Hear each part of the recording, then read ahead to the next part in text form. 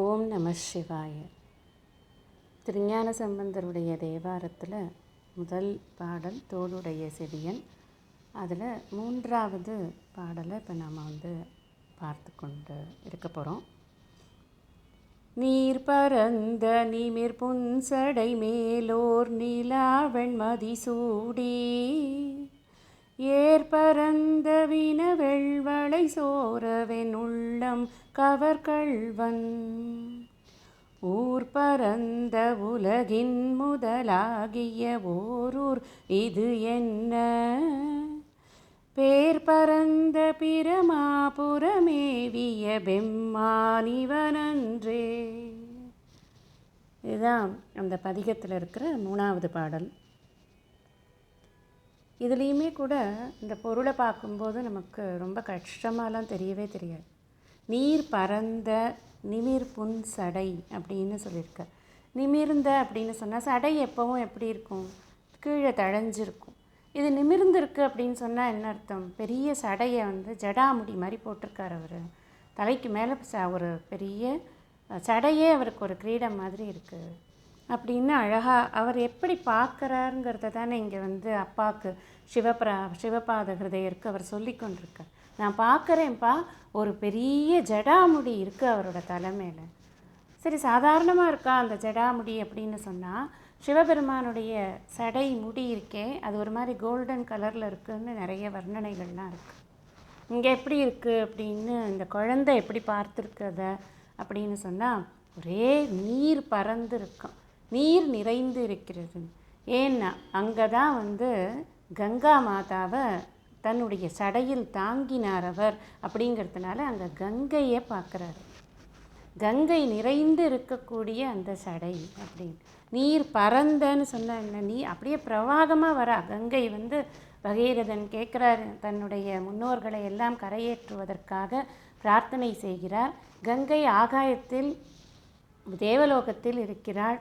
அவளை கீழே கொண்டு வரணும்னா அந்த ஃபோர்ஸோடு வரும் பொழுது யார் இதை தாங்கிக்குவாங்க? பூமி தாயால் தாங்கவே முடியாது. பூமியே அழிஞ்சு போயிடும். அப்படிங்கிறதுனால யார் தாங்கிக்குவா அப்படின்னா, நான் தாங்குறேன் அப்படின்னு ஈஸ்வரன் தன்னுடைய தலையில் தன்னுடைய அந்த ஜடைக்குள்ளே அவர் கங்கையை தாங்கினார் அப்படிங்கிறது நாம் புராணத்தில் பார்க்குறோம். இப்போ கங்கை சும்மா ஒரு சொட்டு இருக்குமா? இல்லைன்னா குளித்து முடிச்சுட்டு ஈரம் மட்டும் இருக்குமான்னா, பிரவாகமாக வராவ. அப்போ எப்படி இருக்கும்னா, நீர் பரந்த அவ்வளவு தண்ணி இருக்கான் அந்த அவரால் அதை பார்க்க முடியறது அப்படின்னு அவர் அப்பாவுக்கு அவர் சொல்கிறார். புன்சடை.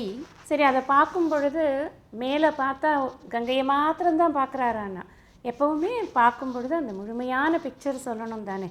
அதனால் முதல் பாடலில் சொன்னாலுமே கூட திரும்பவும் இங்கே அந்த நிலாவின் மதிசூடி அப்படிங்கிறதையும் சொல்கிறார். கங்கை மாத்திரம் இல்லை, அந்த குளிர்ச்சிக்கு குளிர்ச்சி சேர்க்கறது மாதிரி இவரோ அக்னி ஸ்வரூபமாக இருக்கார். சிவபெருமானே தக தக தக தகன்னு தான் இருக்கார் எப்போவுமே.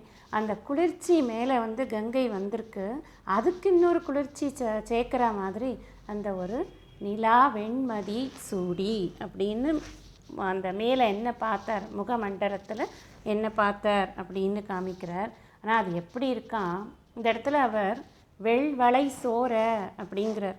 ஏர் பரந்த இன வெள்வளை சோர அப்படின்னா இந்த நிறைய இருக்குது. வெள்ளை கலரில் சங்கு வளையல்களெல்லாம் போட்டுக்கொண்டு இருக்கக்கூடிய ஒரு பெண்ணானவள்.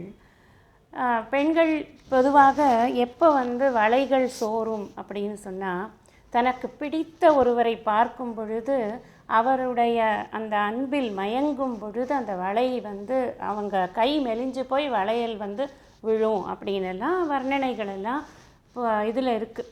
சங்க இலக்கியங்களில் பாடல்களில் எல்லாத்துலேயும் நம்ம பார்க்குறோம்.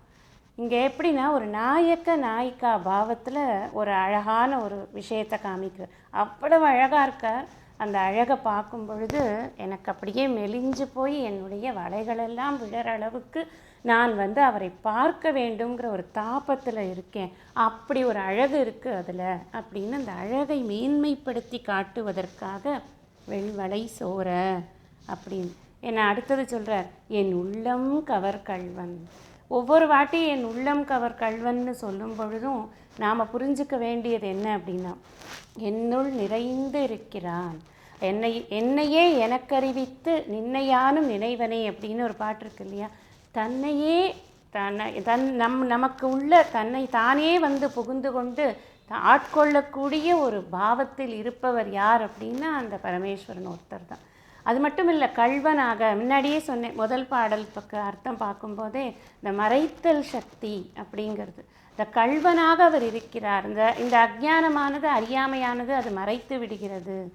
இங்கே கள்வன் அப்படிங்கிறது என்னை அவர் களவாண்டு போயிட்டார், நானே இல்லை, நான் அழிந்து போனேன் அந்த அளவுக்கு. ஏன்னா இங்கே வெள்வளை சோரங்கிறாரு, நானே இல்லை, என்னுடைய அகங்காரமெல்லாம் மெலிந்து போய் ஒன்றுமே இல்லாமல் ஆகிவிட்டது, நான் அவரை பார்க்க பார்க்க நான் அழிந்து நிற்கிறேன் அப்படின்னு அந்த ஒரு தத்துவார்த்தமாக நாம் புரிஞ்சு கொள்வதற்கு எப்படி ஈஸ்வரனை பார்த்தா நம்ம மனசு ஆகணும்.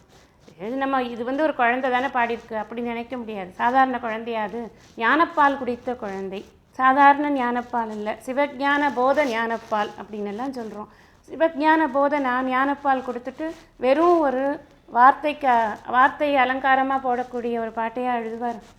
நிச்சயமாக இருக்காது. ஏனென்றால் ஒவ்வொரு பாடல்களிலும் அந்த திருக்காப்பு எழுதும் பொழுது ஞான சம்பந்தன் பாடிய இந்த பாட்டை கேட்கும் பொழுது வான் உலகம் பெறும், இல்லை வானோர்க்கும் உயர்ந்த உலகம் பெறும், அப்படியெல்லாம் அவர் அதில் திருக்காப்பு கொடுக்குறார், நமக்கு எங்கேயும் கொடுப்பார். அதனால் அவருடைய பாடல்களை நாம் ஆழ்ந்து புரிந்து கொண்டோம் அப்படின்னு சொன்னால் இறைவனோடு நாம் ஒன்றி கலந்து அந்த இறை அனுபவத்தை நன்றாக அனுபவிக்க முடியும். இந்த ஊரை பற்றியும் சொல்கிறார். ஒவ்வொரு பாடல்லையும் முதல்ல ஒரு 4 வரி ஈஸ்வரன், அதுக்கப்புறம் 4 வரி இருக்கிறது இந்த ஊரை பற்றி சொல்கிறார். இங்கே என்ன சொல்கிறார்? ஊர் பரந்த உலகின் முதலாகிய ஊழிப்பெருங்காலம் வருது இல்லையா?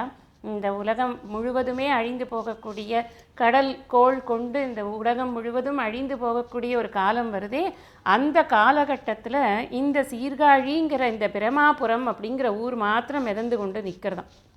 அப்படி ஊர் பரந்த உலகின் முதலாகிய, முதல்னா அது மாத்திரம்தான் நிற்கிறது காரணமாக, அதுக்கு அடுத்தது திரும்ப சிருஷ்டி பண்ணுவதற்கான ஒரு காரணமாக இது மாத்திரம், இந்த ஊர் மாத்திரம் நிற்கிறது.